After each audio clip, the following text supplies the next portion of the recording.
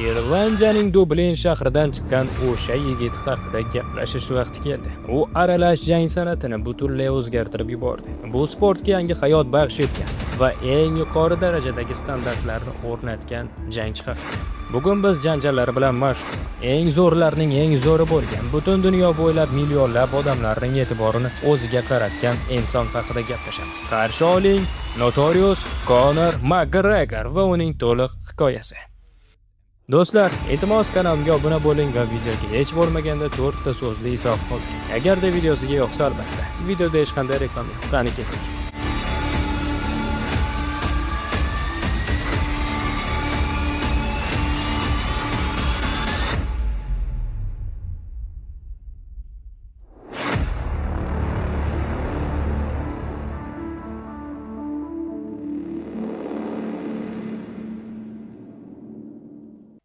Bolalik va dastlabki yillar.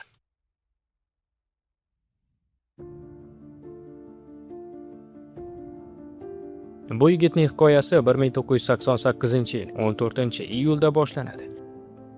O'sha kuni Dublin janubidagi Kremlin hududida yashovchi oddiy ishchilar Tony Margaret McGregor oilasida ikkinchi farzand dunyoga keldi. Aynan o'g'il bola. Uning ismi Conor. Dastlab kichkina bola atrofida o'sha paytda ayniqsa mashhur bo'lgan narsaga, futbolga qiziqdi. U Lords Celtic nomli bolalar jamoasida o'ynagan va Manchester Unitedga muxlislik qilgan. Vaqt o'tishi bilan kichik Conor ko'p vaqtini ko'chada o'tkaza boshladi. Bu esa har safar tengdoshlari bilan turli tortishuvlar va mushtlashuvlarga olib kelardi. O'sha paytning o'zidayoq u shuni tushuna boshlagandi. Maqsadga erishish yoki o'z haqligini himoya qilish uchun tura olish. Muhammad Ali mening haqiqiy birinchi kumirim edi. 11 yoshimda uning videolarini doim ko'rardim. Bir kuni ko'chada janjal chiqdi. Orqamdan panjara bor edi. Kimdir yon tomonda urdi. Men harakat qildim. Muhammad Ali deb baqirdim va zarba berdim.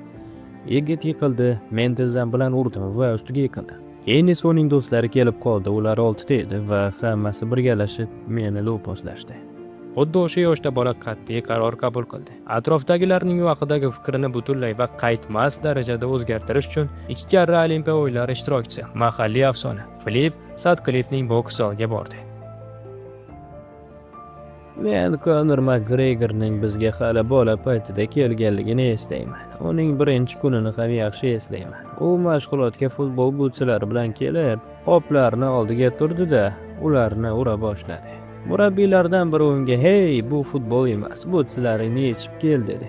Shunda Conor zaldan chiqib butslarini yechdi va yalangoyoq qaytib keldi. O'sha paytda u zalga kelgan oddiy bolalardan biri edi. Asta-sekin McGregor futboldan uzoqlashib, o'zini to'liq aralash yakka kurashlarga bag'ishladi. 15 yoshda oilasi bilan Dublin chekkasidagi Lucan hududiga ko'chib o'tdi. Yangi joyda u bo'lajak do'sti va kelajakdagi UFC jangchisi Tom Aygin bilan yonma-yon tinimsiz mashg'ulotlarini davom ettirdi. Har bir mashg'ulot ularning hayotiga yangi narsa olib kirardi. Conor jiu-jitsu asoslarini o'rganar, Tom esa boks bilan tanishardi. Maktabni tugatgach, qahramonimiz qariyb 1 yil santexnik bo'lib ishladi. Ish og'ir va qadrsiz edi. Bu davom etishmasdi. Ustiga ustak barcha bo'sh vaqtini ham shu ish egallab olardi. Shunda yosh McGregor hayotidagi ikkinchi qat'iy qarorni qabul qildi. Bu ishni tashlab, butun vaqtini zalda tinimsiz mehnat qilishga bag'ishlash kerak edi. Devlin bilan tanishuv. Har bir buyuk erkakning ortida doim kamida shunchalik buyuk ayol turadi. Bu George Bernardning juda yaxshi iqtibosi va u Conor McGregorning hayotiy muvaffaqiyatini mukammal tasvirlaydi. Conor 19 yoshda edi. Nihoyat u Dublin tungi klublaridan birida uning oldiga bordi. U avval ham bu chiroyli, uzun bo'yli, to'q sochli qizni payqagan, lekin gaplashishga jur'at qila olmagan. Ma'lum bo'lishicha, uning ismi Devlin edi. 2015-yilda VIP magaziniga bergan intervyusida Conor ularning qanday tanishganligini aytib o'tgan. Men uning oldiga bordim, suhbat boshladim va biz gaplasha boshladik. U juda chiroyli edi, menga juda yoqdi. O'sha kecha ular telefon raqamlarini almashdi. Keyin esa tilma yozishib, muntazam qo'ng'iroqlashib turishdi. Oradan vaqt o'tib, Conor va Dublindan 30 kilometr uzoqlikda kichkina kvartirani ijaraga olishdi. Hozir bunga ishonish qiyin, lekin oila budjetining katta qismini aynan u kafeda ofitsiant bo'lib ishlaydigan Devlin ta'minlardi. Conor esa santexniklik ishini tashlab, kecha-yu kunduz mashq qilardi va haftasiga 100 €788 miqdorida ishsizlik nafaqasini olardi. De esa bundan umuman bezovta bo'lmagan. U hech qachon buni muammo deb o'ylamagan. Men ishga boraman, u esa mashg'ulotga. De shunday deydi. Konor har kuni mashq qilardi va mendan ham ko'proq charchardi.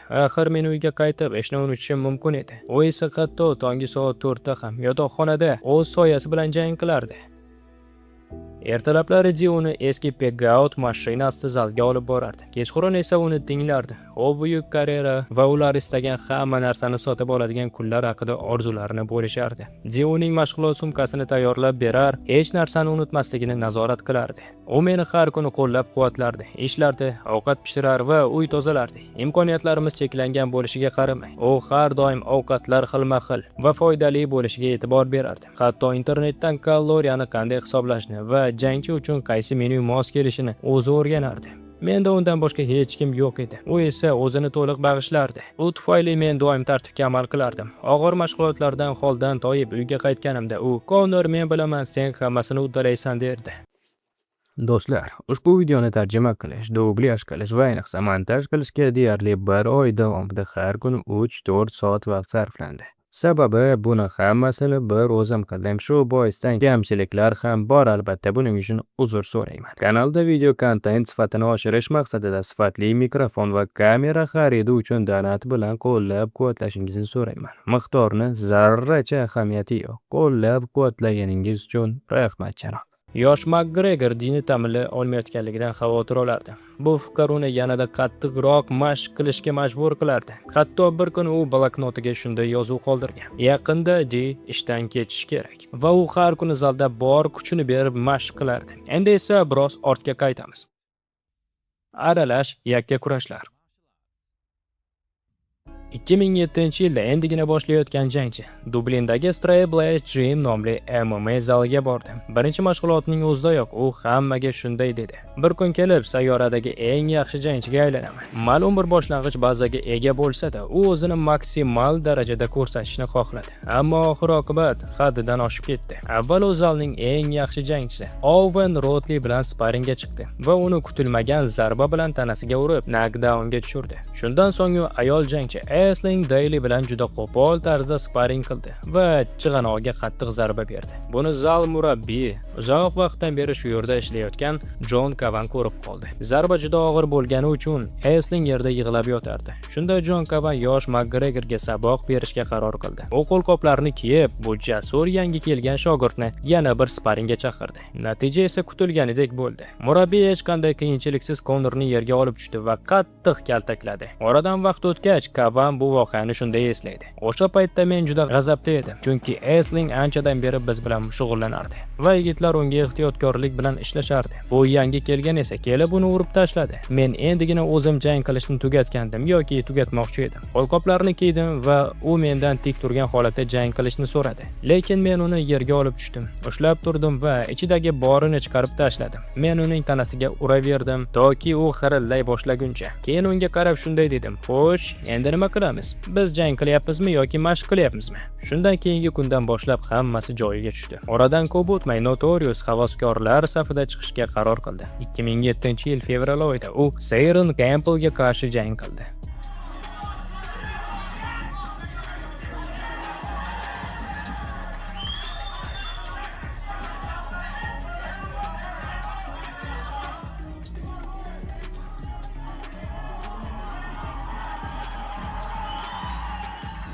Yosh irlandiyalikka raqibini yakunlash uchun atiga 1,5 daqiqa kifoya qildi. U tezda ring markazini egalladi, aniq zarbalar bilan ustunlikni qo'lga oldi va jangni birinchi raundda tomoshabob texnik nokaut bilan yakunladi. Professional sport.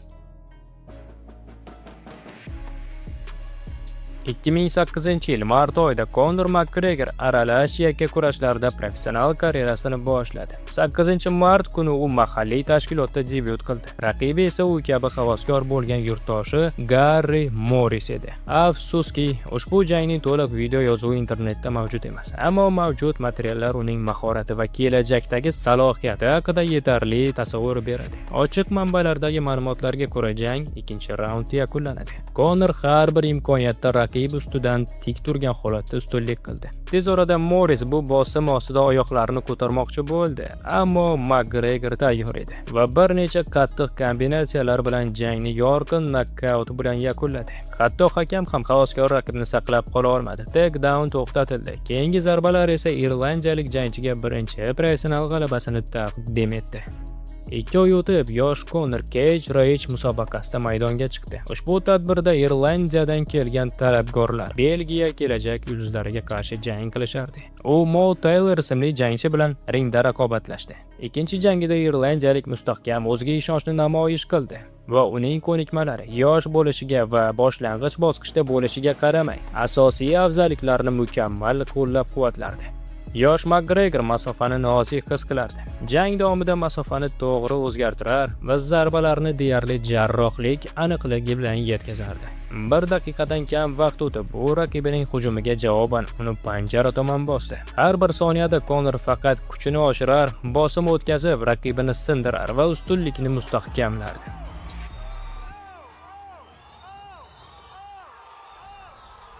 Taylor o'sha kecha butunlay ojiz edi. Tez orada o'xshash holat qarama-qarshi panjara tomon yuz berdi. Makgregor yana yosh Belgiya jangchisini to'xtatib, to'xtovsiz zarbalar bilan bosim o'tkazdi. Keyingi qattiq zarbadan so'ng Mo yiqildi va Conor uni yakunlashga katta shijoat bilan intildi. Taylor ojizlikdan uning qo'lini armbarga olishga harakat qildi, lekin bu urinish muvaffaqiyatli bo'lmadi. Biroq urush davom etdi. Hakam nima o'ylaganini aniq bilish qiyin, chunki Taylor boshiga o'nlab javobsiz zarbalarni olardi. Faqatgina 3-daqiqada u jangni to'xtatdi. Conor Makgregor birinchi raundda texnik nokaut bilan ikkinchi g'alabasini qo'lga kiritdi va g'alaba seriyasini davom ettirdi.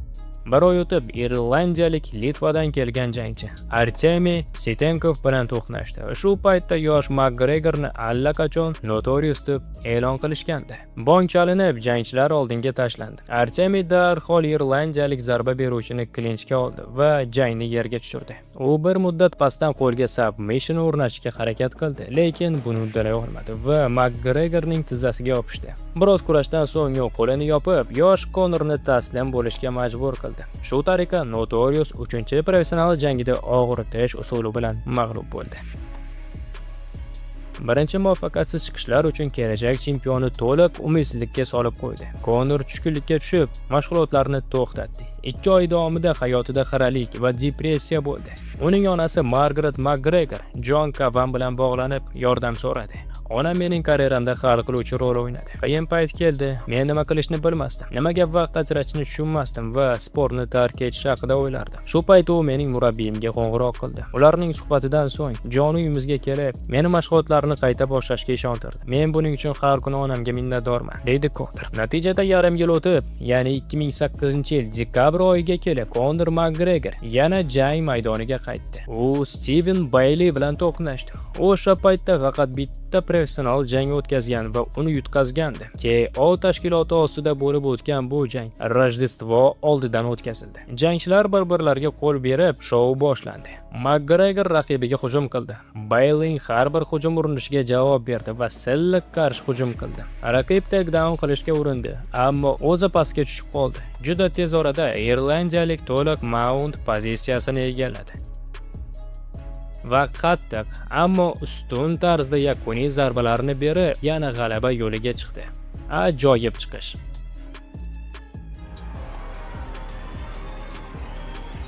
Ushbu jangdan so'ng yosh Makgregor yana muammolarga duch keldi. Bu esa deyarli uning orzusi va professional sportdagi karyerasidan voz kechishga olib kelardi. Pul yetishmovchiligi sababli u zaldagi mashg'ulotlar uchun to'lov qila olmadi va mashg'ulotlarni tashlab qo'ydi. Ammo omadiga bu safar John Cavan aralashdi va yosh yigitni to'g'ri yo'lga solib, uni qayta rag'batlantirdi. Odamlarning qo'llab-quvvatlashi men uchun juda katta ahamiyatga ega. Dastlabki yillarimda men bunga har qachongidan ham ko'proq muhtoj edim va hozir men ishonamanki, sizlarni sodiq muxlislarim o'z chiqishlarim bilan xursand qila olaman.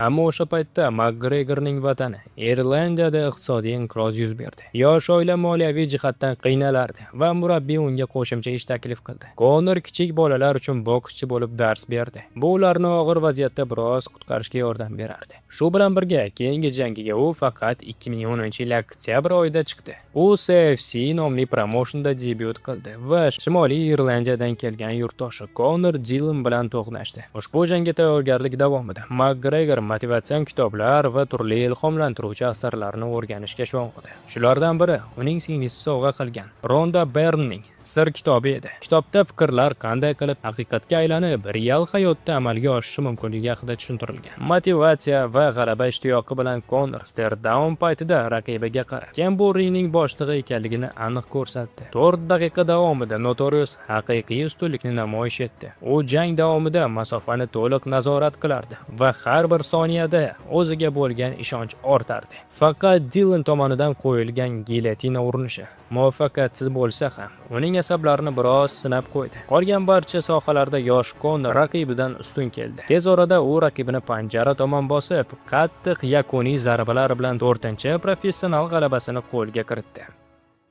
Bir oy o'tib, irlandiyalik Cage Warriors promotionida debyut qilishga harakat qildi. 39-tadbirda u kelajak UFC jangchisi Joseph Duffy bilan oktagonda bo'lishdi. Ta'kidlash joizki, Notorious bilan jangdan oldin Duffy 6 ta g'alaba seriyasiga ega edi va bir necha oy oldin kuchli ligada debyut qilishga uringandi. Ammo Kyle Watsonga mag'lub bo'lib, professional karyerasida birinchi marta yutqazadi.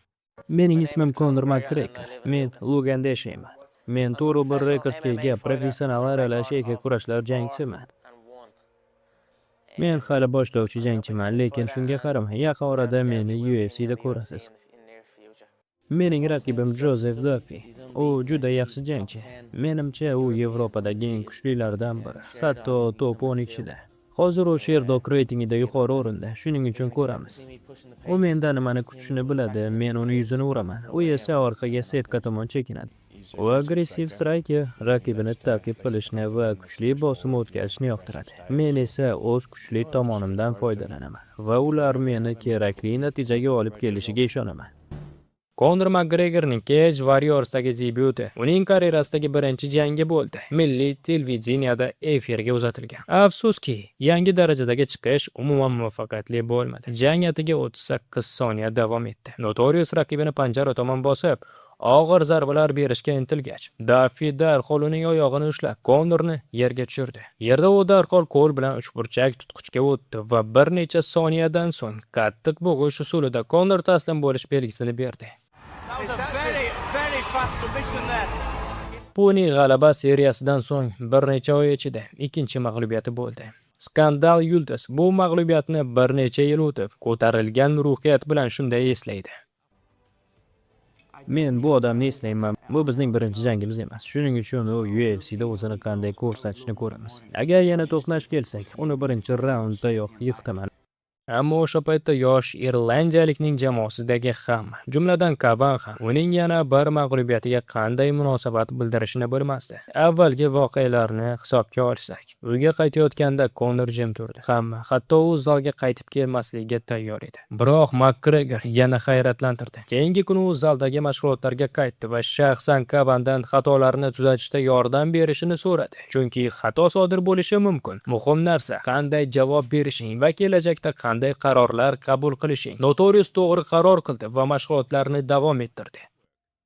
3 oy o'tib u CFC promotionida maydonga chiqdi va Hugh Brady bilan jang qildi. Bir raunddan kam vaqt ichida Conor raqibini tahlil qildi. U raqibiga tik turgan holatda bir imkoniyat qoldirmadi va kuchli upperkotdan so'ng uni nokautga tushirdi.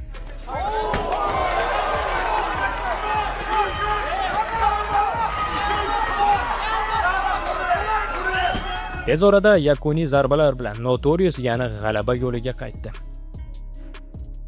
Keyingi qurbon esa Mike Wood bo'ldi. 2 oy o'tib Conor oktagonga motivatsiyaga to'la jangchiligini to'liq his qildi. Bu safar unga faqat 16 soniya kerak bo'ldi raqibini uyquga jo'natish uchun. Boshidanoq irlandiyalik doimiy zarbalar bilan ustunlik qildi va raqibining g'alaba istagini butunlay sindirdi.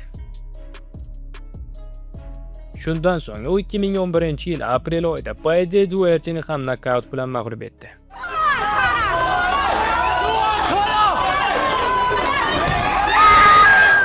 Ko'rinib turibdiki, irlandiyalik qaytishni jiddiy boshladi va 4 soniyada raqibni chuqur nokautga uchratdi. Shu jihati bilan bu chiqish ko'plar tomonidan 4 yil o'tib UFC chempionlik unvoni uchun afsona Jose Aldo bilan bo'lgan jangga qiyoslanadi. Lekin oldinga o'tib ketmaylik. 2011-yil iyun oyida irlandiyalik jangchi Polshada bo'lgan Artur Savinski bilan to'qnash keldi. Ular kechaning asosiy jangida haqiqiy urush namoyish etishdi. Tadbir afishasi ham o'zini to'liq oqladi. Birinchi raund juda shiddatli o'tdi. Jangchilar tinmay hujum qilib, har soniyada murosasiz kurash olib bordi. Ammo ikkinchi raund tashabbus to'liq McGregor tomoniga o'tdi. Epizodlarning birida panjara yonida uning mashhur chap zarbasi polshalik jangchini qattiq yiqitib, yerga qulatdi. Undan keyin esa qutulishning iloji yo'q edi.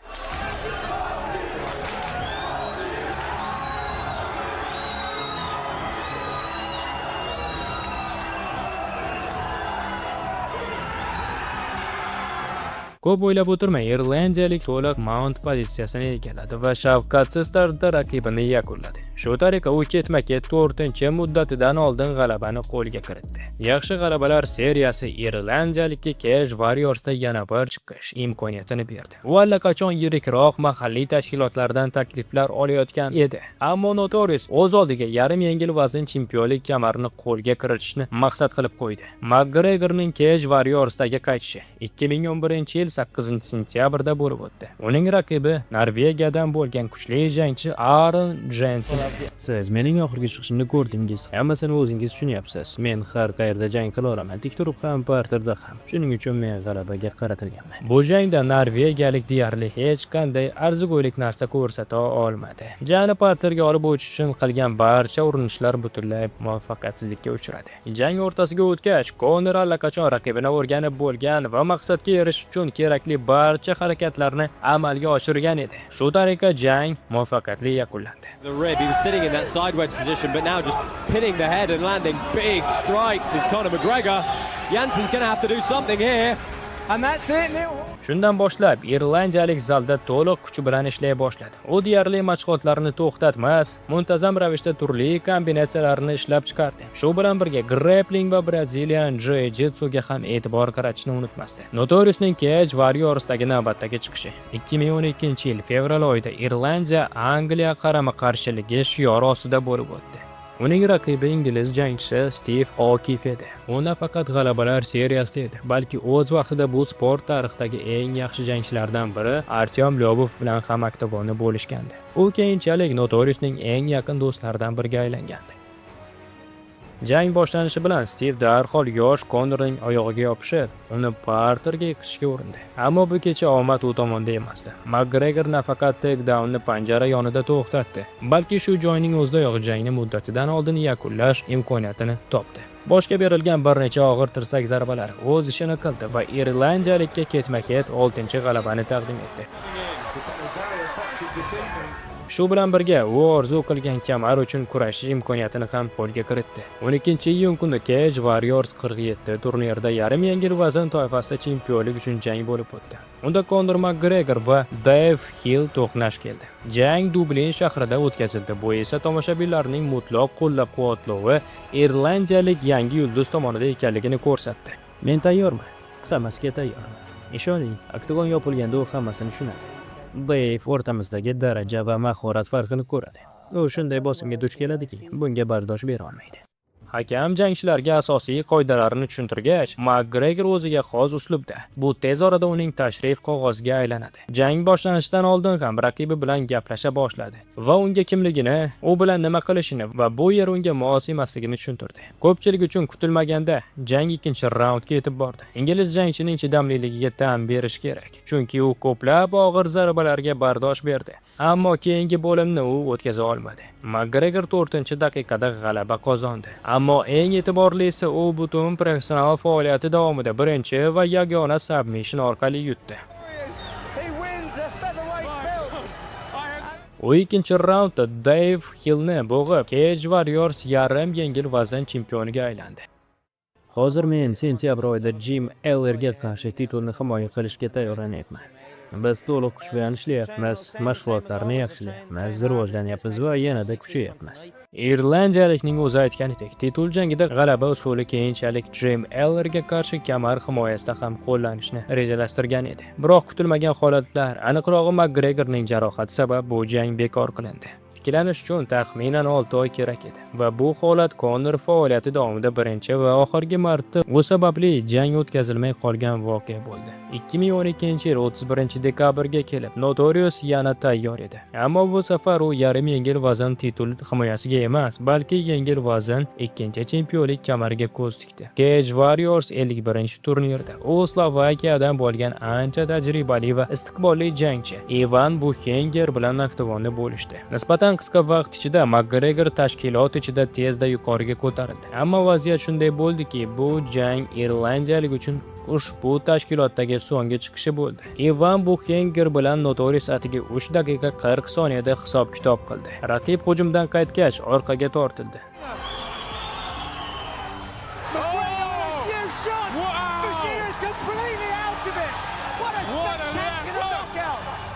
Dublindan chiqqan bu yuksalib kelayotgan jangchi slovakiyalik raqibini jag'ini deyarli uchirib yubordi va Cage Warriors tarixida bir vaqtning o'zida 2 vazn toifasi chempionlik kamarini qo'lga kiritgan birinchi jangchiga aylandi. Men o'zimni ajoyib his qilyapman. Butun jamoa xursand. Bu g'alaba hech kim uchun surpriz emasdi. Men buni allaqachon tasavvur qilgan edim. Odamlar nima deyishdan qat'iy nazar, ba'zilar hali ham meni qandaydir underdog deb o'ylashadi, lekin men birinchiman, buni bilaman.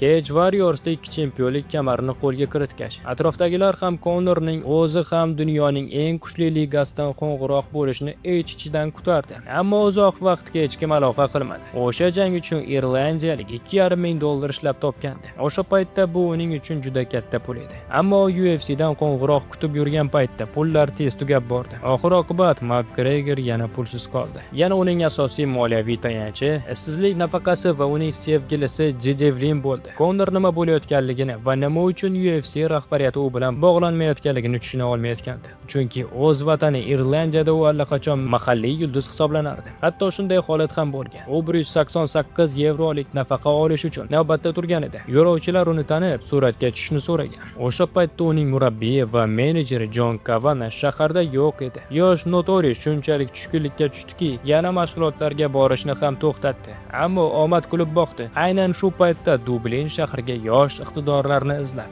Dana White tashrif buyurdi. U kelishi bilan darhol mahalliy jangchi Conor Makgregor bilan shartnoma tuzishni so'rab murojaatlar yog'ila boshladi. Bargina yigit atrofidagi bunday shov-shuv UFC prezidentini jiddiy qiziqtirdi va irlandiyalik bilan uchrashishni taklif qildi. Conor bunga ishona olmay butun kun uyda yurib, hammaga tez orada UFC'da jang qilishini aytib chiqdi. Dana White yosh iste'doddan shunchalik taassurot oldiki, ular hatto birga mashinada shahar bo'ylab aylanishdi va shartnoma haqida suhbatlashishdi. White bilan uchrashuvdan so'ng Makgregorga 2013-yil aprel oyidagi UFC turnirida Marcus Bremichga qarshi jang taklif qilindi. Qiziq fakt, turnir Shvetsiyada o'tkazilishi kerak edi va u yerga borish uchun samolyot chipta pullari yetarli emasdi. Yana o'sha John Kavanagh yordamga kelib, yosh jangchiga yetishmayotgan pulni berdi.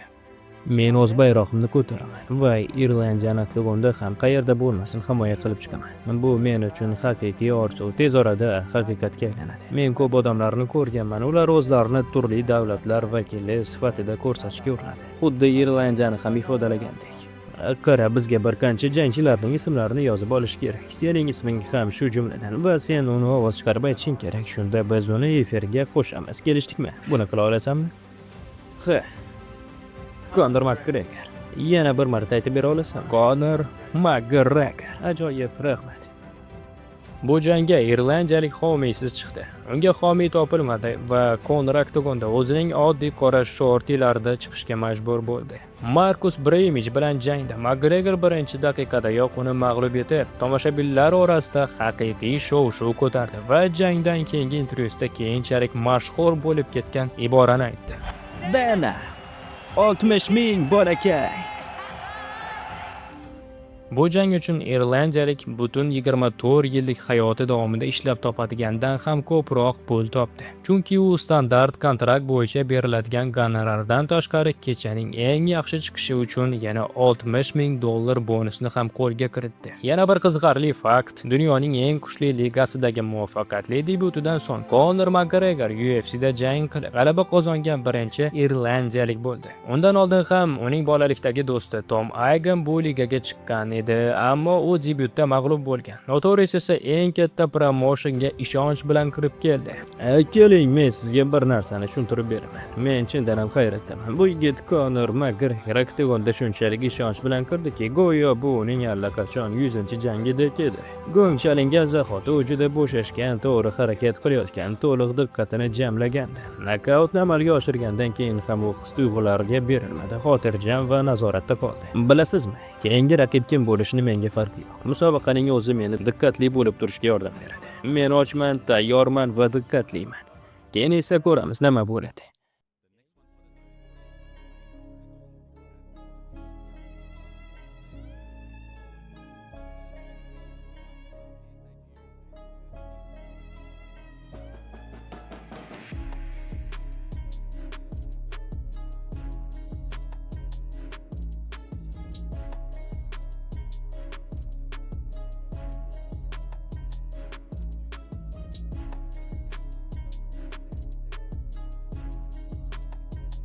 Menimcha bu yigit juda yaxshi. U haqiqiy hype'ga ega inson. Men shanba oqshomini kutib tura olmayapman.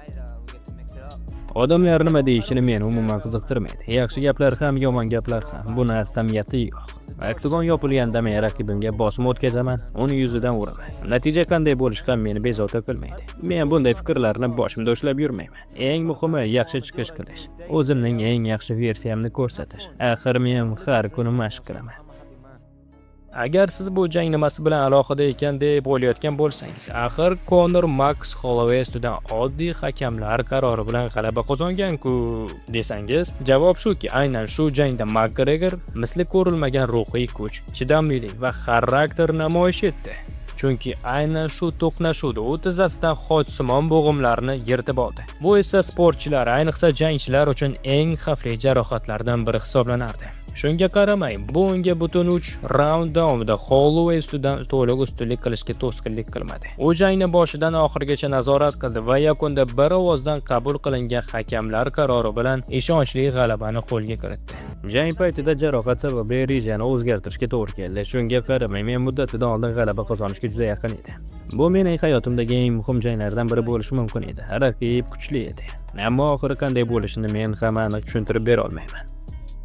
Xochsimon bo'g'imlarning uzilishi sabab MMA hamjamiyati deyarli 1 yilga irlandiyalikni yo'qotdi. Faqat keyingi yilning iyuliga kelibgina McGregor to'liq tiklanib, navbatdagi jangga tayyor bo'la oldi. Ammo ko'pchilikdan farqli o'laroq, Conor jarohatdan keyin ham tezlikni oshirishda davom etdi. Hamma faqat u haqida gapirardi. Shuning uchun u imkoniyatdan maksimal foydalandi. U Twitterda faol bo'lib qoldi, doimiy ravishda o'zini eslatib turdi va hatto tanaffus bo'lishiga qaramay, uning nomi media maydonida yangrab turardi. Aynan shu sababli McGregor UFC'dagi atigi 3-jangidayoq turnirning asosiy jangchisi bo'lish imkoniyatini qo'lga kiritdi. Ushbu turnir uning tug'ilib o'sgan shahri Dublinda o'tkazildi. Shu bois tashkilotchilar unga asosiy kartdan markazda chiqish uchun yashil chiroq yoqishdi va Notorious Diego Brandaoga qarshi asosiy jangni olib bordi. Men uyga qaytishni orzu qilgan edim. Bu yerda chiqish qilish men uchun katta voqea. Bu shanba kechasi men oktagonga chiqaman va butun Irlandiyaga vakillik qilaman. Men ajdodlarimizning kuchini bu jangga olib kiraman va g'alaba qilib chiqaman. Shubha qilmang. Aytishlaricha u jangni tez boshlaydi, lekin men bilan bunday qila oladi deb o'ylamayman. U orqaga chekinadi, chiqish yo'lini qidiradi va ilgari hech qachon duch kelmagan bosimni his qiladi. U hech qachon ko'rmagan zarbalarni qabul qiladi. Menimcha mening bosimim uni sindiradi. U hatto birinchi raundni ham ko'tara olmaydi. Bu jangga McGregor allaqachon hozirgi tomoshabinlar uchun tanish obrazda chiqdi. Ko'ksida mashhur gorilla tatuirovkasi va chap qo'lida halokatli zarba bilan. Irlandiyalikning o'zi aytganidek, Diego Brandao oyoqda hatto bir raund ham bardosh bera olmadi. Birinchi raundning 4-daqiqasiga kelib, Notorious o'zining mashhur chap zarbasi bilan jangga qat'iy nuqta qo'ydi.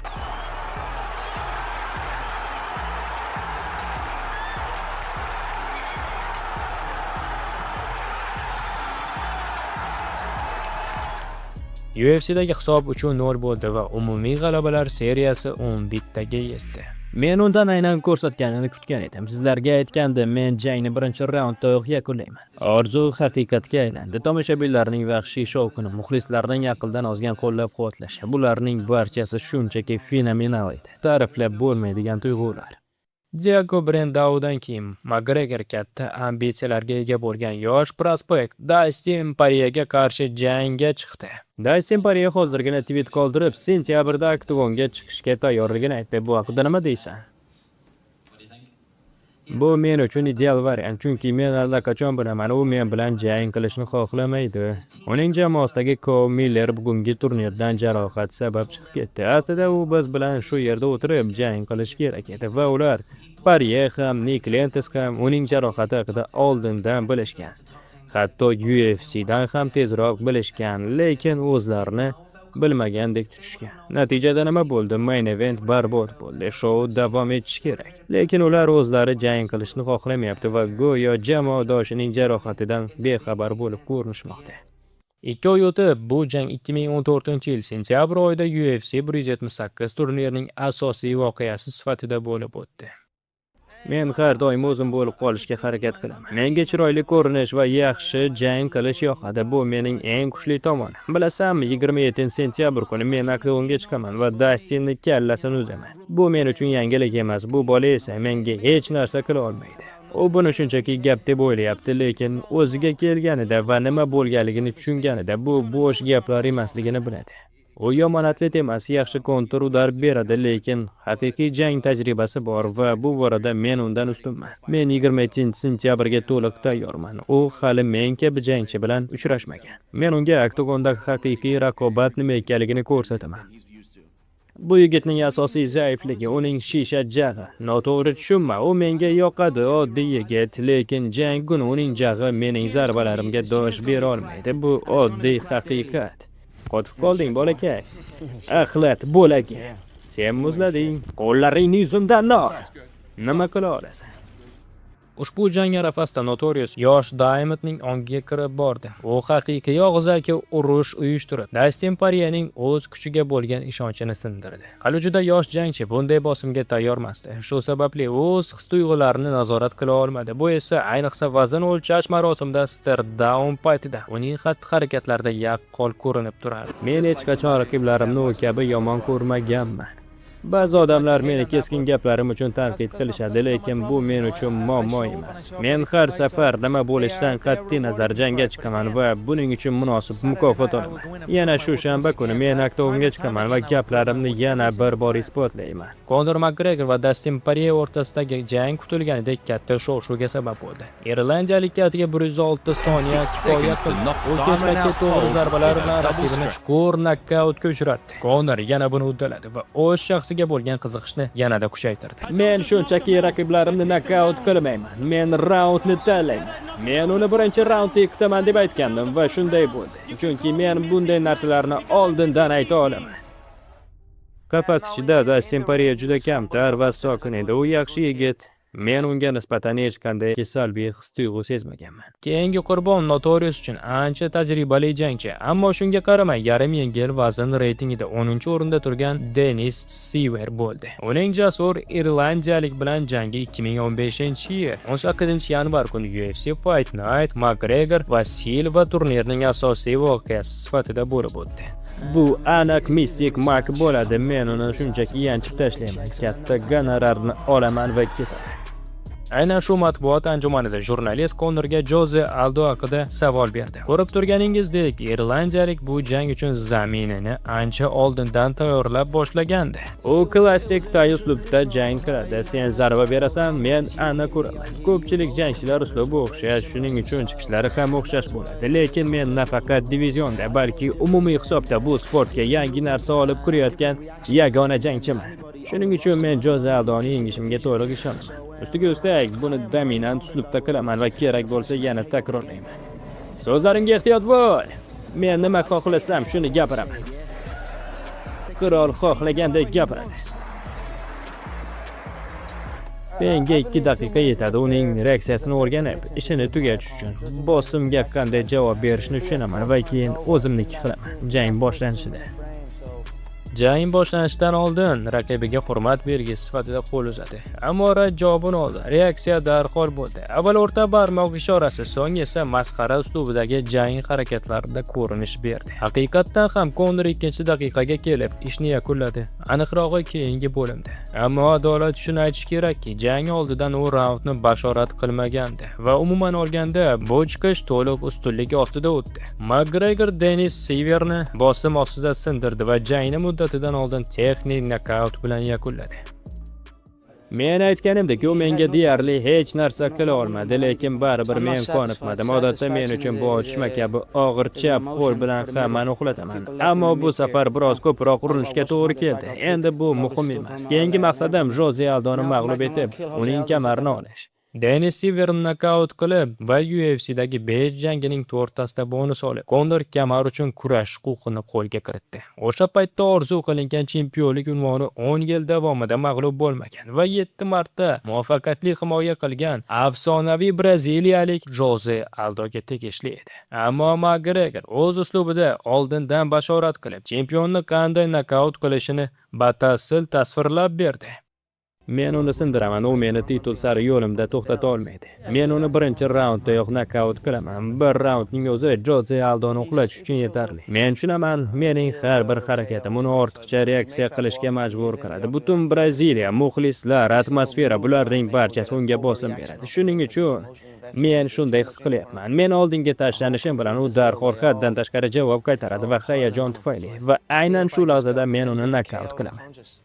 Jangga tayyorgarlik jarayonida irlandiyalik tizzasidan jarohat oldi. Keyin esa Jose Aldoning qovurg'a jarohati borligi va braziliyalik jangchining bunday holatda jang qilishini istamaganligini ma'lum bo'ldi. UFC rahbariyati bilan uchrashuvda Conor jangni ko'chirishni xohlamasligi va hatto jarohat bilan ham istalgan raqibga qarshi chiqishga tayyorligini qat'iy bildirdi. Aldo o'rniga esa asosiy kurashchi Chad Mendes taklif etildi. Shu sababli 2015-yil iyul oyida UFC 189 turniri uchun yarim yengil vazn toifasida vaqtinchalik chempionlik kamari uchun jang rasman e'lon qilindi. Jon Kavan bu voqeani o'z kitobida qiziq tarzda tasvirlaydi. U uxlab yotgan McGregorga bu yangilikni aytishdan biroz xavotir bilan kirib boradi. Chunki bu uni ruhiy jihatdan chalg'itib yuborishdan qo'rqardi. Ammo suhbat taxminan shunday kechdi. Conor Aldo jarohat oldi va uning o'rniga Mendes chiqadi. McGregor esa yarim uyqu holatida biroz ko'zini ochib javob berdi. Ularning hammasi bir xil. Men o'z mamlakatimni himoya qilib, shu yerda bo'lib, kompaniyaga misli ko'rilmagan darajada foyda keltirayotganimdan chin dildan faxrlanaman. Pullik transaksiyalar bo'yicha barcha rekordlar faqat men sabab o'smoqda. Boshqa hech kim emas. Bu yerda minbar ortida turib savollarga javob berish kerak bo'lgan odam menman, Dana emas. Pay-per-view sotuvlari bo'yicha eng yuqori ko'rsatkichlar meniki. Kompaniya foydasi oshyapti. Bu shou tobora mashhurlashmoqda. Bularning barchasi sabab kim?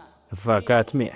Mening fikrimcha, Conor bu bir tomonlama va o'rta darajadagi jangchi. U chap qo'lga asoslangan stoykada zarba berishdan boshqa hech narsa ko'rsata olmaydi. Men shunchaki chiqaman va bu hayp bilan ko'tarilayotgan yigitni yo'q qilaman. Men oktagonga chiqaman va o'z xalqimni himoya qilaman. Hamma ko'radi men aslida kim ekanligimni va men bu ishni sharaf bilan yakunlab qaytaman. Agar men uning o'rnida bo'lganimda bunday bo'y bilan og'zimni yopib yurardim.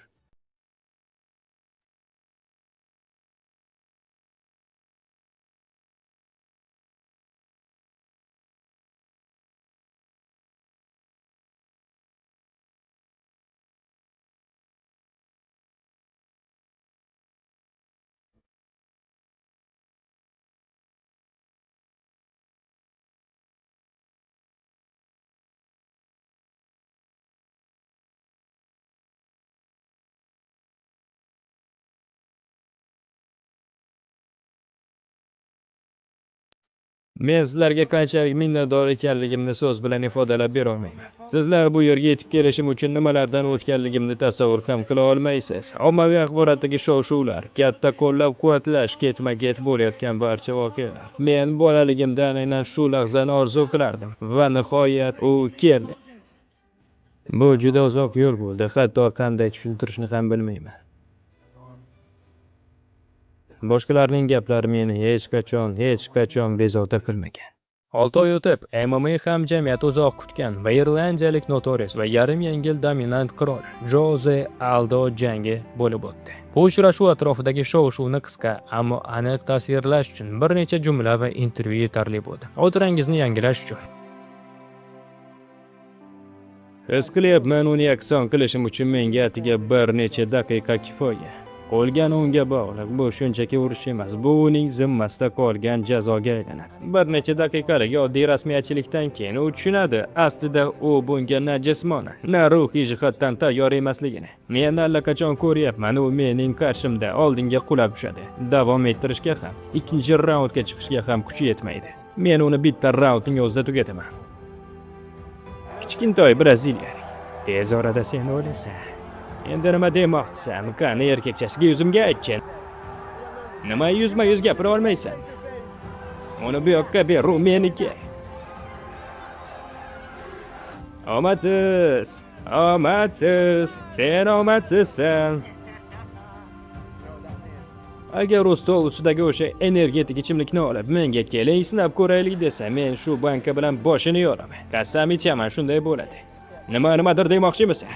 Qani urinib ko'r, qani braziliyalik to'nka. Menga nima qila olasan? Sen hech narsa qila olmaysan. Shuni ham qo'shimcha qilishim kerakki, o'sha paytda McGregor va Jose Aldo The Ultimate Fighter shousining 22-mavsumida ishtirok etishgandi. Va aynan shu dasturda ularning jangi 2015-yil oxirida bo'lib o'tishi rasman e'lon qilingandi. Ochig'ini aytsam, uni ko'rganimda birinchi o'ylaganim, "Vau, seni yana ko'raman" deb o'ylamagandim. Lekin albatta uni uchratganimdan xursand bo'ldim. Qo'lini siqdim, biroz quchoqladim va unga dedim, "Hammasi yaxshi bo'ladi. Bu seni o'ylagandan ham tezroq tugaydi. Faqat iltimos 12-dekabr kuni kelgan. Men endi uni qo'rqitmoqchi emasman. Aksincha, unga g'amxo'rlik qilmoqchiman, tinchlantirmoqchiman, hammasi yaxshi bo'lishini tushuntirmoqchiman. Men buni juda tez yakunlayman." Agar oldin biz Notorious'ning brilliant Dustin Poirier bilan bo'lgan og'zaki urushini ko'rib chiqqan bo'lsak, bu safar irlandiyalik deyarli butun Braziliyani o'ziga qarshi qilib qo'ydi. U hukmron chempion Jose Aldoga shunday munosabatda bo'ldiki, go'yoki 10 yil davomida divizionni qo'rqitib turgan emas, balki har turnirdan keyin shunchaki metal tozalovchi bo'lgandek tasvirlandi. Conor McGregorning haddan tashqari ishonchi, takabburligi va jasorati shu darajaga yetdiki, Aldo har bir uchrashuvda portlab ketardi. U Conorni yomon ko'rardi. U nega bunchalik o'ziga ishonishini tushunmasdi. Bu nafrat va bosim ostida braziliyalik adolatni, hatto qattiq va shafqatsiz javobini kutardi. Va nihoyat o'sha kun keldi.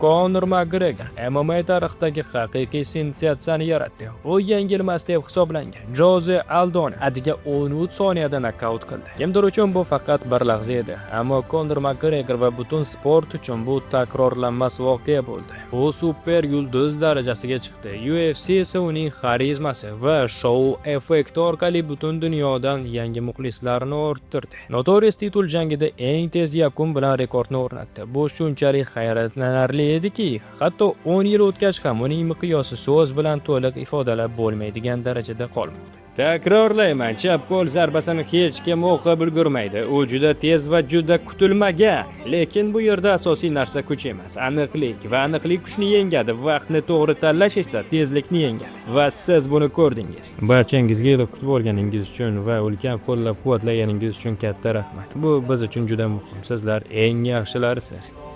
Bugun tarixiy kecha bo'ldi. Biz yana pulli transaksiyalar bo'yicha rekordlarni yangiladik. Bu yilning eng katta turniri bo'ldi. Yana bir bor rahmat. Bu mening jamoam, oilam va tashkilotim uchun juda yaxshi yil bo'ldi. Men o'z nomimdan butun UFC'ni tabriklayman va minnatdorchilik bildiraman. Har safar UFC tomonidan amalga oshirilayotgan bu ulkan mehnat uchun rahmat. McGregor atrofidagi shov-shuv bu jangdan keyin har kuni geometrik progressiya bilan o'sib boradi. Ammo internetda uning oktagonda chiqishidan oldin kiyinish xonasida aniq o'sha kombinatsiyani mashq qilayotgan videosi paydo bo'lgach, Notorious'ning mashhurlik chegaralari deyarli yo'qoldi. Bu yigit MMA'da haqiqiy figuraga aylandi. Endi bu sport ko'pchilik yosh avlodda aynan u bilan assotsiatsiya qilinardi. Ko'rinishdan bunday muvaffaqiyatli nuqtadan keyin professional jihatdan yanada o'sish, yaxshiroq jangchi bo'lish va rivojlanish uchun hamma sharoit bor edi. Ammo tarix ko'rsatganidek, aynan shu paytdan boshlab Konor Makgregorning MMA jangchisi sifatidagi asta-sekin pasayish davri boshlandi. İlk belgilari irlandiyalik Chad Mendes va Jose Aldo bilan janglardan oldinroq paydo bo'la boshlagandi. Uni ko'pincha turli ziyofatlarda, tungi klublarda, ba'zan esa o'zini nazorat qila olmaydigan holatlarda ko'rishardi. Bu faqat alkogol bilan bog'liq emasdi. Bu esa mashhur sportchilarda tez uchraydigan muammo. Karyera va mashhurlik tez o'sib, pul oqimi keskin oshganda, intizom yo'qolishi va zararli odatlar kuchayishi mumkin. Makgregor ham afsuski bundan mustasno emasdi. Biroq bu bosqichda ham u hali yuqori darajada jang qila olardi va g'alaba qozonardi. Shuning uchun yana janglarga qaytamiz. Konor Makgregor UFC yarim yengil vazn chempionligini qo'lga kiritgach, darhol yengil vazn toifasidagi kamarni ham ko'zladi. O'sha paytda bu divizion chempioni Rafael dos Anjos edi. UFC rahbariyati bu g'oyani yoqtirdi va tarixiy ikki amaldagi chempion o'rtasidagi jangni tezda tashkil qilishga kirishdi. Eshiting, biroz sabr qiling. Men asosiy rosterni bir necha oy ichida butunlay bosib o'taman. Men buni hozir sizga ochiq aytyapman, keyin esa natijani o'zingiz ko'rasiz. Aktualda hammasini isbotlayman.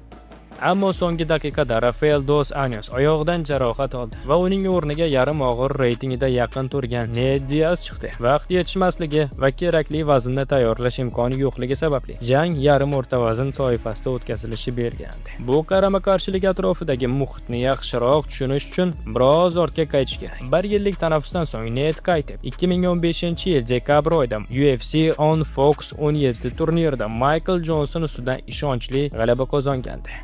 Jangdan keyingi intervyusida u irlandiyalik haqida allaqachon afsonaviy bo'lib ketgan gaplarni aytgandi. Konor Makgregor, sen men ishlagan hamma narsani olding. Axlat parchasi. Haqiqiy pul uchun jang bu menman. Natijada karta uning foydasiga hal bo'ldi va qisqa ogohlantirish bilan jangga chiqqan holda u skandalli mashhur raqibiga qarshi chiqishga tayyor edi. Mana bu buyuk qarama-qarshilikning asosiy jihatlari. Salom, Konor, Ned. Taqalaysizlar. Juda yaxshi, senchi. Bugun biz pul haqida biroz gaplashamiz, chunki biz biznes kanalimiz va bu biznes. Men bu ishni yolg'iz o'zim qilaman, Nate.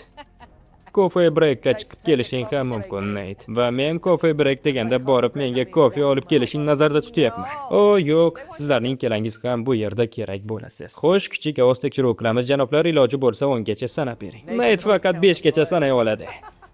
10. 5 gacha sanab ko'r, Nate, agar qo'lingdan kelsa. Yo'q, olib ket. Borib menga kofe olib kel, Nate. Tezroq. Sen bir kop axlatsan, la'nati. Men seni sotib olaman va sotib yuboraman. Seni 100 marta ketma-ket sotib olib, yana sotaman. Hamma biladi, u steroidda. Buni hamma biladi.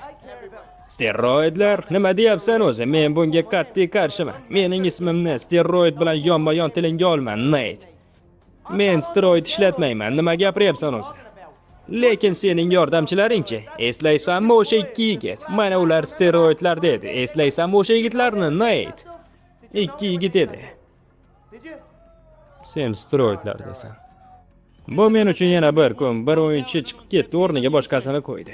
Lekin menga baribir. Men shunchaki turib, uni yumshoq tanasiga kulib qaradim. Men hech qachon bunchalik ozg'in odamni ko'rmaganman. Shu bilan birga u biroz yog'li ham.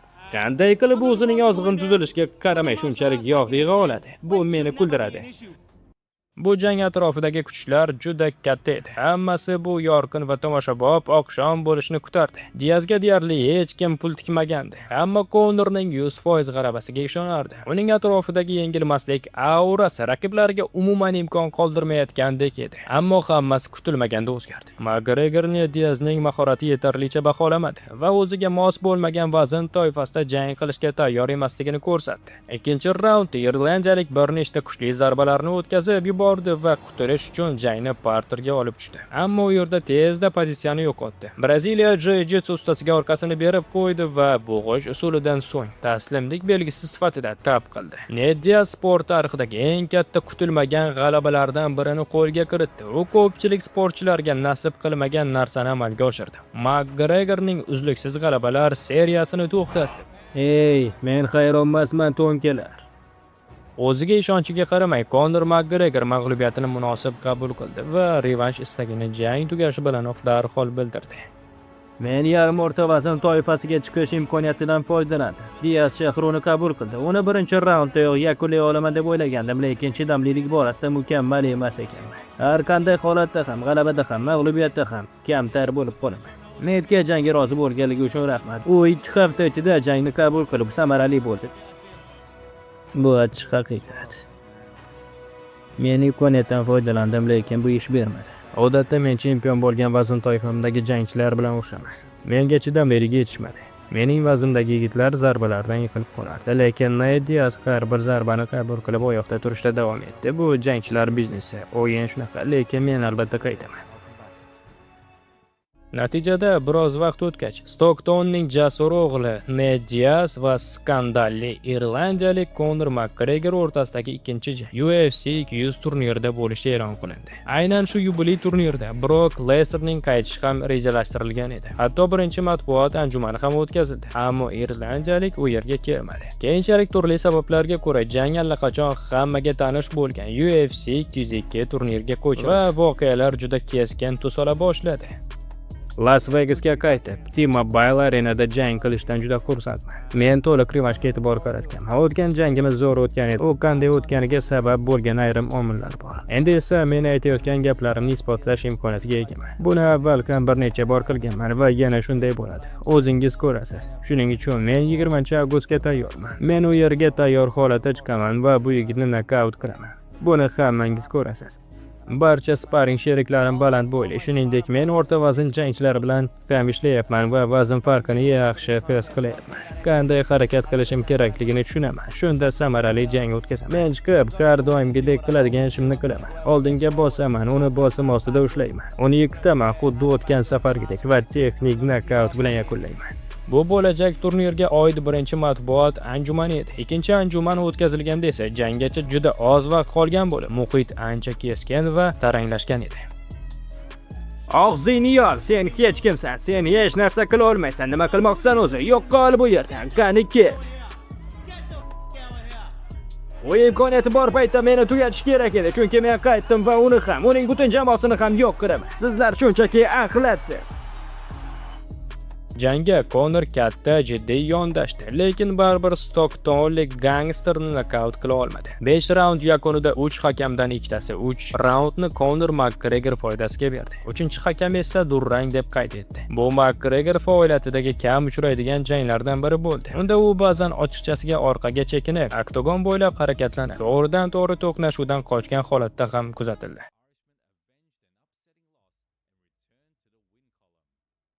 Surpriz, la'natlar! Qirol qaytdi. Sizlarning hammangiz mendan shubha qildingiz. Har biringiz mendan shubha qildingiz. Endi shubha qiling, endi shubha qiling, endi shubha qiling, endi shubha qiling. Surpriz, yaramaslar. Qirol qaytdi. Surpriz, to'nkalar. Qirol qaytdi. Men buni aytishni oylab reja qilgandim. Oylar davomida buni qanday aytishni o'ylab yurardim.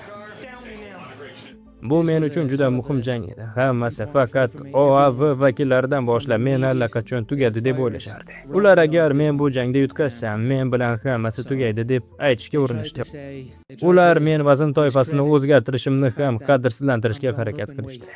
Conor va Nate Diaz o'rtasidagi shov-shuvli qarama-qarshilik bilan bir vaqtda yengil vazn toifasida ham yangi qirol paydo bo'ldi. Eddie Alvarez kutilmaganda Rafael dos Anjosni to'liq bo'lmagan bir raund ichida nokaut qildi. Biroq amerikalikning bu chempionlik kamari uzoq vaqt saqlanib qolmadi. Revanshdagi g'alabadan keyin ruhiy jihatdan kuch olgan Conor McGregor allaqachon ushbu oltin kamarni nishonga olgandi. Jang tashkil etildi va 2016-yil noyabr oyida bo'lib o'tishi kerak edi. UFC 205. Men yengil vazn toifasida chiqishimdan juda xursandman. Boshqa vazn toifalarida qanday jang qilganligimni hisobga olsa, yengil vaznda mening yo'lim juda muvaffaqiyatli bo'lishiga ishonaman.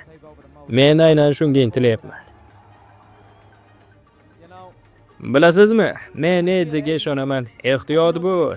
Men unga nisbatan hech qanday adovatim yo'q. Albatta nima ham qilarding, nima qila olaman deb o'ylaysan. Albatta nima ham qila olarding, nima qila olaman deb o'ylayapsan. Senga aytayapman, ehtiyot bo'l. Sassiq og'zingni yop. Men New Yorkni boshqaraman. Men butun tartibsizlikni boshidaman va Messi bashorat qildi. Men seni birinchi raundda uxlataman. Eshit, biz irlandlar bu shaharni qurganmiz. Buni jiddiy aytyapman. Biz uni qurganmiz. Endi esa bu yerga qaytib kelib, o'z haqqimizni olish vaqti keldi.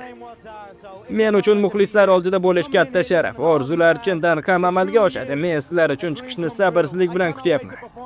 Men bu past bo'yli yigitni bir raundda nokaut qilaman va katta pul ishlab olaman. Lekin noto'g'ri tushunmang, bularning hammasi sizlar uchun. Men har biringizni yaxshi ko'raman. U 8 daqiqadan keyin u Diazdan taslim bo'ldi. Har safar 8 daqiqa o'tgach shunday qiladi. U chempion darajasidagi jangchi emas. U hech qachon bunday bo'lmagan va bu o'yinda men va men kabi yigitlar turgan ekan. Hech qachon ham bo'lmaydi. Here he is.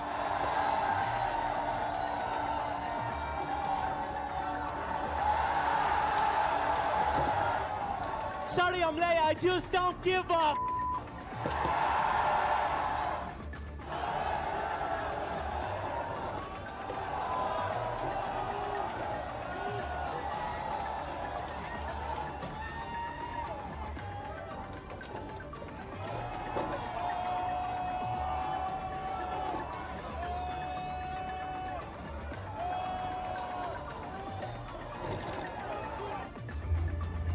Biz yana jangga tayyormiz.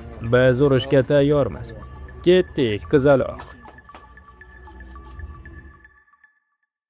Bu jangda irlandiyalik haqiqiy ustunlikni namoyish etdi. O'z faoliyatidagi eng yaxshi formada edi. Eddie Alvarezni McGregor tom ma'noda parchalab tashlayotgandek ko'rinishi juda hayratlanarli edi. Conor McGregor har bir zarbasidan so'ng Alvarez nokdaunga tushib qolardi. Bu to'liq ustunlik bo'lib, raqibga umuman imkon qoldirmagan jang edi. Ammo bu ustunlik taxminan 8 daqiqadan so'ng yakunlandi. McGregor Eddie Alvarezni to'xtatib, UFC tarixidagi birinchi marta 2 vazn toifasi chempioni bo'ldi. Eshiting. Men hamma bilan juda ko'p vaqt o'tkazdim, Jo. Hammani tozalab chiqdim, orqa sahnada ham, maydonda ham hammani. Men ro'yxatdagi har bir jangchiga bosim o'tkazdim. Men yuragimning tubidan shuni aytmoqchiman. Men bu imkoniyatdan foydalanib uzr so'ramoqchiman. Mutlaqo hech kimdan. Double champ tentaklar. O'z orzusini amalga oshirgach, Conor McGregor bir muddat sportdan chetga chiqdi. U buni oilasi bilan vaqt o'tkazish istagi bilan izohladi va quvonchli yangilikni e'lon qildi. Uning jufti Devlin farzand kutayotgandi. Keyinchalik MMA'ga qiziqishi pasayib, mashhurligini maksimal darajada monetizatsiya qilish qarori bilan irlandiyalik boks bo'yicha 12 raundlik jangni tashkil qildi. Raqib esa mag'lub bo'lmagan. Boks tarixidagi eng buyuklardan biri Floyd Mayweather edi. Jangda maxsus WBC unvoni Money Belt, ya'ni pul kamari ham qo'yilgandi. Bu qarama-qarshilik haqida allaqachon uzoq vaqtdan beri mishmishlar yuradi. Va ko'rib turganimizdek, afsonaviy bokschi ham super jang o'tkazish va katta miqdorda pul ishlashga qarshi emasdi. Mana shu narsa bizning jang sport tarixidagi eng katta jangga aylantirdi. Men roziman. Roziman. Eshiting. Lekin bu ikkisi istalgan joyga qo'ysa, shu yerga ham, boshqa joyga ham ular mushlashni boshlaydi va hamma narsa bo'ladi. Tez orada bu jang rasman e'lon qilindi. Olimlar va janoblar, amaldagi himoya qilayotgan 155 futlik UFC chempioni Conor Zenotorius McGregor. Bum, jallang qafasda va man yangi boks qiroli. Bu kulgili. Bu Bruce Lee uslubi. Conor McGregor professional bokschi fonida yomon ko'rinmadi va jang davomida Floyd Mayweatherni bir necha bor larzaga keltira oldi. Hatto u bir raundni o'z foydasiga ham yakunladi va 10-raundning 3 daqiqalik bosqichiga yetib bordi. Natija va umumiy ustunlik Mayweather tomonidan bo'lsa-da, jamoatchilik baribir McGregorning boks mahorati yuqori baholadi. Bu yaxshi jang. Men uni dastlabki raundlarda bosib tashladim. O'ylaymanki, men seni dastlabki raundlarda bosim qildim, lekin shuni aytaman, sen sovuqqon eding. Va sen asabiylashmading, qachon kerak bo'lsa himoyaga kirib olding. Men senga o'yinni 3 marta o'zgartir dedim, sen chiqding va ringga vaziyatni ko'rding.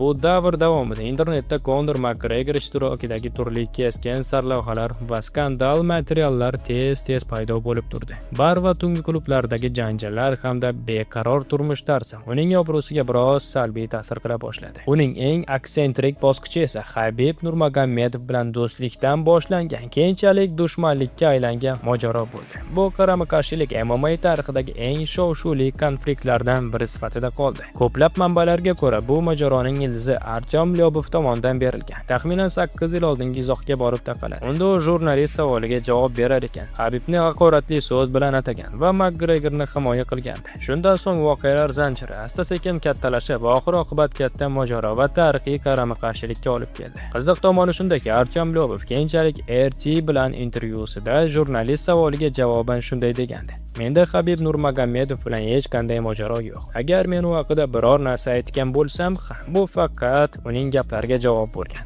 Hech qanday adovat yo'q, hurmatsizlik yo'q. Bu shunchaki biznes." Va keyin UFC 223 oldidan voqealar keskin burilish oldi. O'sha paytda Conor va Habib o'rtasida hech kim ochiq mojaro haqida gapirmayotgandi.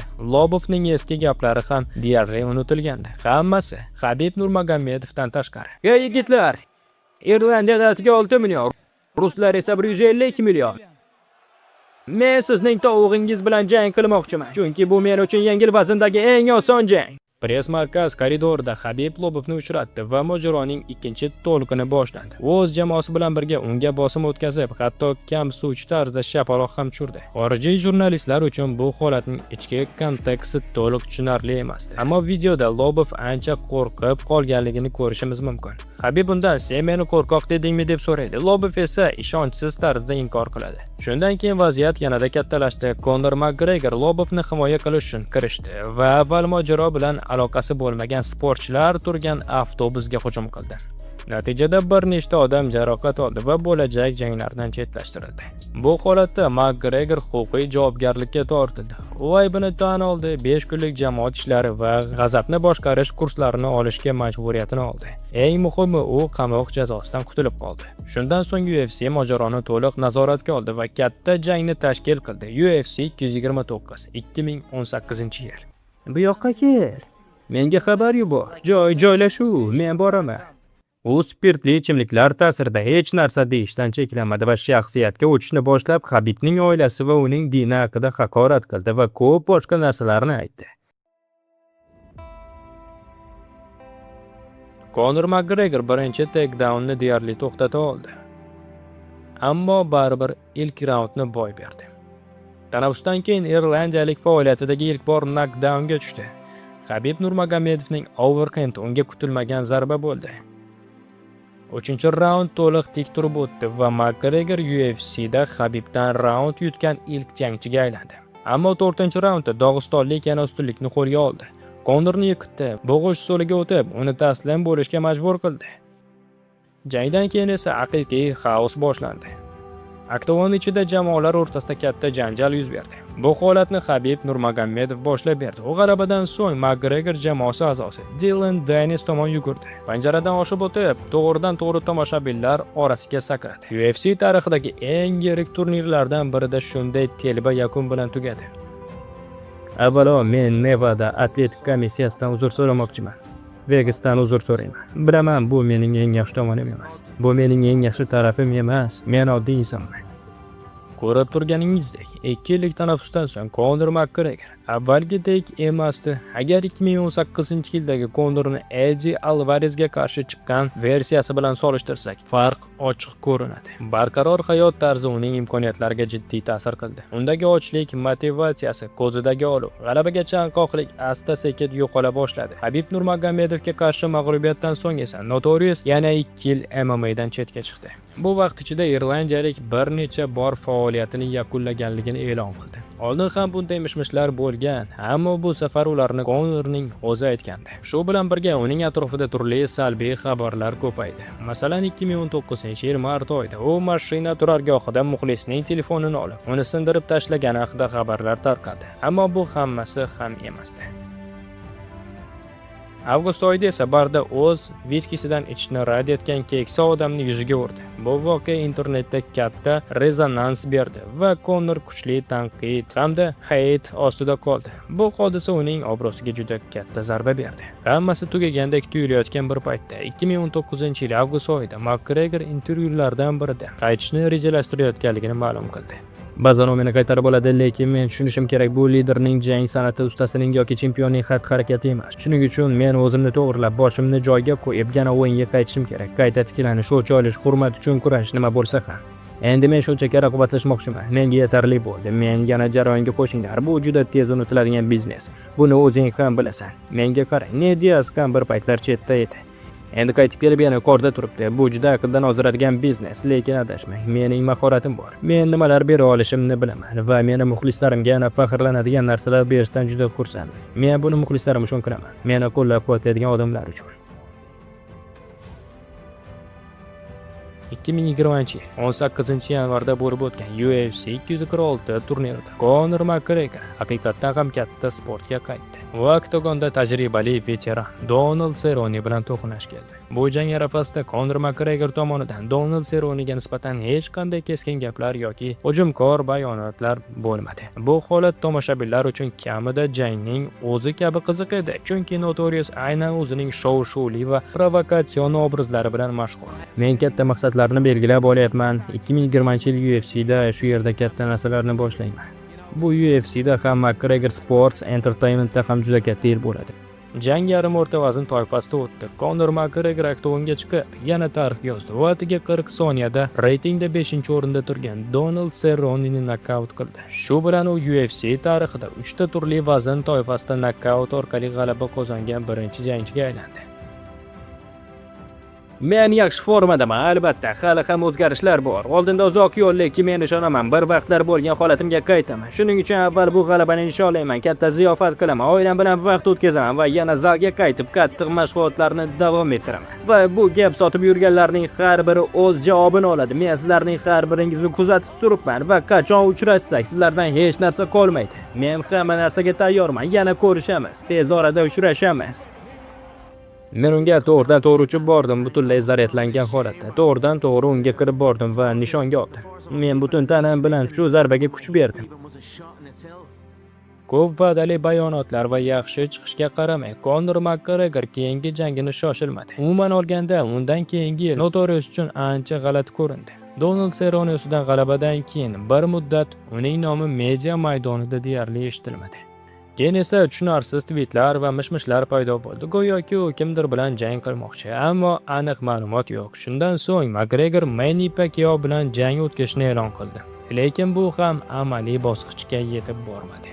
Keyin u yanada oldinga chiqib, Dustin Poirierga qarshi UFC'dan tashqarida xayriya jangini o'tkazishni taklif qildi. Poirier bunga rozi bo'ldi, ammo Dana White bu vaziyatdan chetda qolishni istamadi va tez orada UFC bu jarayonni o'z nazoratiga oldi. Natijada McGregorning keyingi jangi ro'pa-rosa bir yo'l o'tib 2021-yil yanvar oyida bo'lib o'tdi. Notorious UFC 257 turnirida yana Dustin Poirier bilan oktagonda bo'lishdi. Mening bu sportga bo'lgan muhabbatim, raqobatga bo'lgan ishtiyoqim meni har safar yana va yana shug'ullanishga undaydi. Dustin Poirier bizning birinchi jangimizdan beri juda yaxshi yo'l bosib o'tdi va men u uchun juda xursandman. U yengil vazn divizionining eng yuqori cho'qqisiga chiqdi. Shuning uchun u bilan yana bir bor uchrashish imkoniyati men uchun sharaf. Bu jang arafasida ham Conor McGregor trash talk qilmagandi. U hurmat bilan yondashdi, maksimal darajada diqqatni jamladi va jangga to'liq tayyor holatda chiqdi. Mening arsenalimda millionlab zarbalar bor. O'limga olib keladigan turli xil uslublardan iborat katta qurol to'plamim bor va hozir men ajoyib holatdaman. Men buni o'zim xohlaganim uchun qilyapman. Albatta, men chiroyli va tomoshabob g'alabani maqsad qilganman. Jang pandemiya davrida o'tdi. Tomoshabinlar ham kam edi, ammo shunga qaramay Conor McGregor yaxshi chiqish namoyish etdi. U a'lo jismoniy formada edi. Aniq zarbalar berdi va o'z harakatlariga ishonch bilan yondoshdi. Ammo tarix shuni ko'rsatdiki, uzoq tanaffus baribir o'z ta'sirini o'tkazadi. Birinchi jangda Conor oktagonda Dustin Poirierdan ancha ustun edi. Ammo revanshda brilliant uni o'z uslubida yutdi. Poirier tik turib jang qilishda juda aqlli harakat qildi. Zarbalardan unumli foydalandi va umuman olganda McGregor kabi xavfli straykerga qarshi aynan kerakli strategiyani qo'lladi. Natijada u ikkinchi raundda nokaut bilan g'alaba qozondi. Bu voqea MMA hamjamiyatida katta shov-shuvga sabab bo'ldi. Dustin Poirier Notorius'dan qarzini qaytardi va avvalgi mag'lubiyati uchun xuddi shunday tarzda revansh oldi. Bu o'yinda eng baland cho'qqilar ham bor, eng og'ir qulashlar ham. Mening oyog'im butunlay shikastlangan. Men uning zarbasiga qaytarishga ulgurganimni his qilgan paytimda ham zarbalar mushakka tushardi va imkoniyat tobora kamayib borardi. Bu menga Amerika futbolidagi murosasiz o'yinni eslatdi. Shunday ekan, o'zing ham shunasan. Dustin Poirier juda yaxshi chiqish qildi.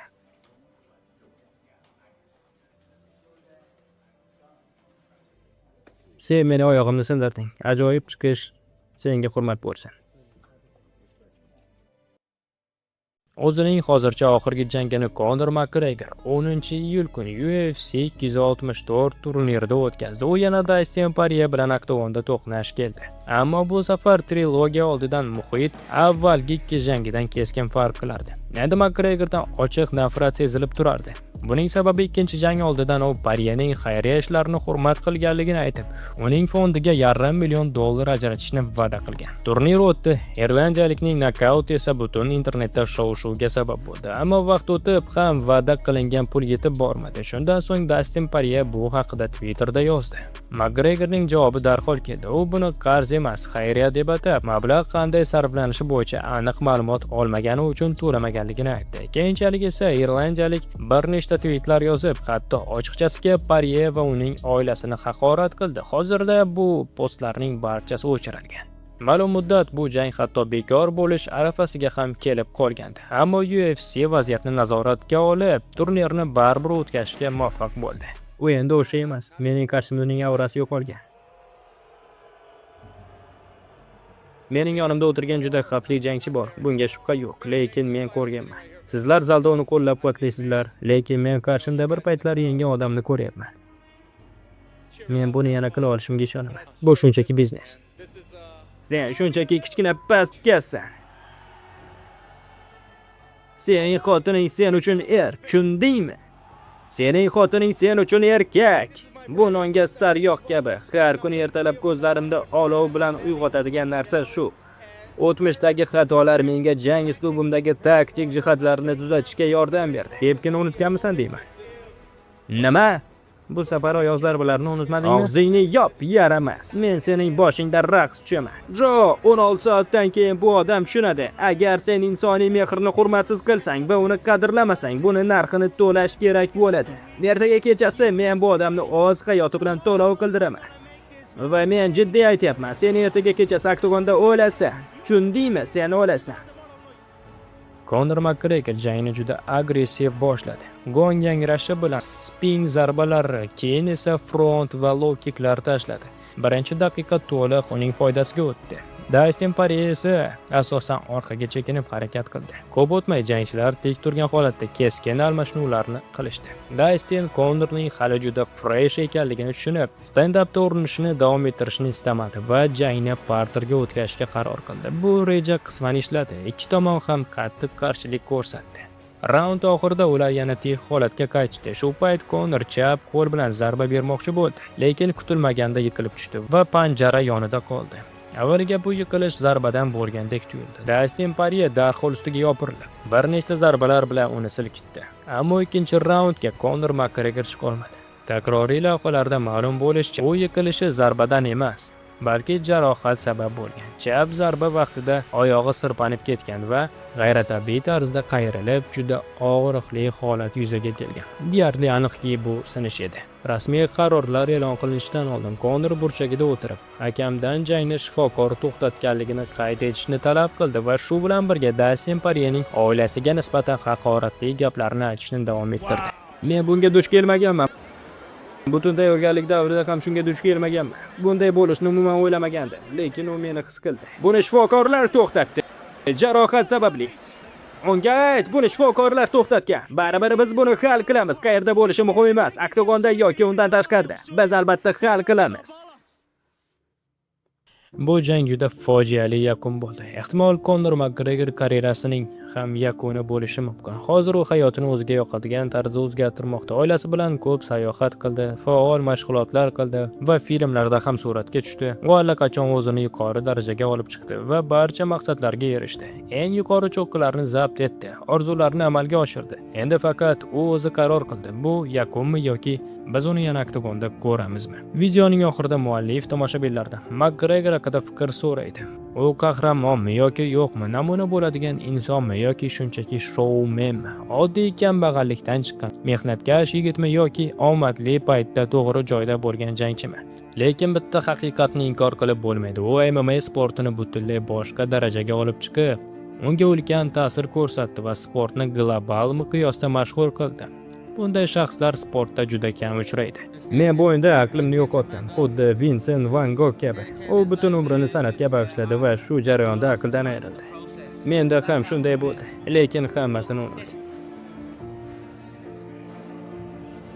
Qachonki bu oltin kamar belimda bo'lsa, onam katta saroyda yashasa, ayolimda haftaning har kuni uchun yangi mashinasi bo'lsa, farzandlarimning farzandlari ham xohlagan narsaga ega bo'lsa, shunda hammasi o'zini oqlaydi. Shunda men aqlimni yo'qotganimdan xursand bo'laman. Faqat o'shanda.